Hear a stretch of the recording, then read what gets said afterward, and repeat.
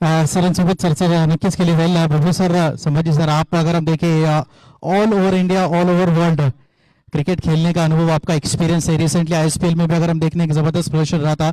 आज अगर हम देखें पुणे पुलिस बॉयज और अपने पुलिस मित्र के साथ, आप खुद महाराष्ट्र पुलिस में आप कार्यरत है, तो अपनी टीम के साथ में एक लोकल ग्राउंड पर कैसा आपका एक्सपीरियंस है, कि वहाँ का एक्सपीरियंस और यहाँ कर खेलने का एक्सपीरियंस आप एक्सप्लेन कीजिए.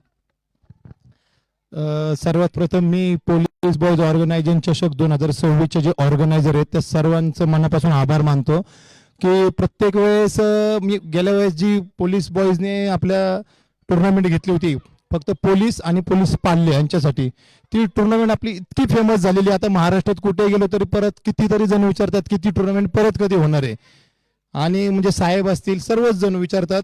त्याच्यानंतर हे मला वाटतं दुसरं पर्व असेल तुमचं, आणि इतक्या सुंदर ग्राउंडवरती तुम्ही स्पर्धा घेतलेली आहे आणि फायनल पण नाईटला ठेवलेली आहे. म्हणजे खूप सुंदर नियोजन आहे आणि तुमच्यामुळं मला वाटतं पोलीस लोकांना खेळायला भेटतंय.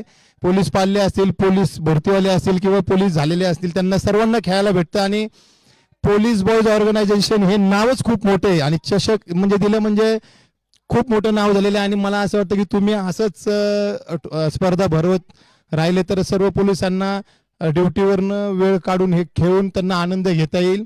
आणि आम्हाला सुद्धा खूप छान वाटतं. मी पण आज खेळायला आलो. मी पण एक पोलीस आहे, मी पण काही एवढा मोठा नाही आहे, मी पण पोलीस मधलंच आहे. आणि खेळायला आल्यानंतर तुम्ही इतकं मोठं आमच्यासाठी हे करतात, हे खूप छान वाटतं. पुन्हा एकदा माझ्याकडून तुम्हाला सगळ्या आपल्या पोलीस बॉय ऑर्गनायझेशनला खूप खूप शुभेच्छा, की अशा स्पर्धा भरवत राहा.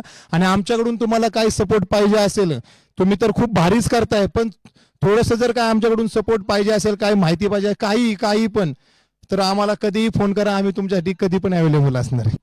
तसं तर 2-3 क्वेश्चन विचारायचे होते, परंतु एकाच क्वेश्चन मध्ये संपूर्ण आन्सर दिले. तरी एक क्वेश्चन विचारणार सर, की जी फ्युचर जनरेशन आहे क्रिकेटची, जे आपल्याला पाहतात खेळताना, की तुम्ही पोलीस दलात या क्षेत्रात असूनही तुम्ही ISPLच्या लेवलवर गेलात, म्हणजे ती या क्षेत्रात टेनिस क्रिकेट म्हणा, आधीच्या काळात आपण जर पाहिलं तर लेदर क्रिकेट एक फेमस होता, पण आत्ता जर आपण भारतामध्ये पाहिलं ना तर टेनिस क्रिकेट चा लेवल वाढलाय, तर त्यासाठी कसं प्रयत्न आणि काय काय गोष्टी करावी लागतात?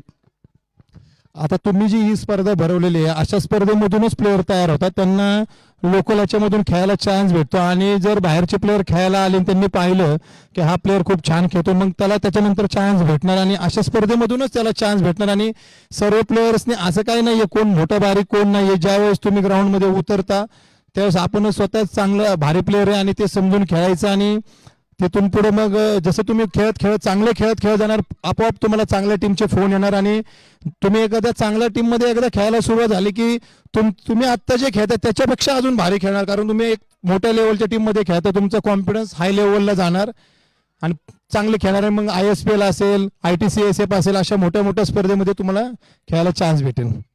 थैंक यू सो मच, धन्यवाद sir end congratulation end all the best for the final match. ये थे हमारे साथ में संभाजी पाटिल उर्फ बबलू पाटिल, जो पिछला मैच यानी सेमीफाइनल नंबर 1 खेला गया था उसके प्लेयर ऑफ द मैच के हकदार रहे थे. इन एक्शन लोकल मैच का फाइनल अगला मैच खेला जाएगा.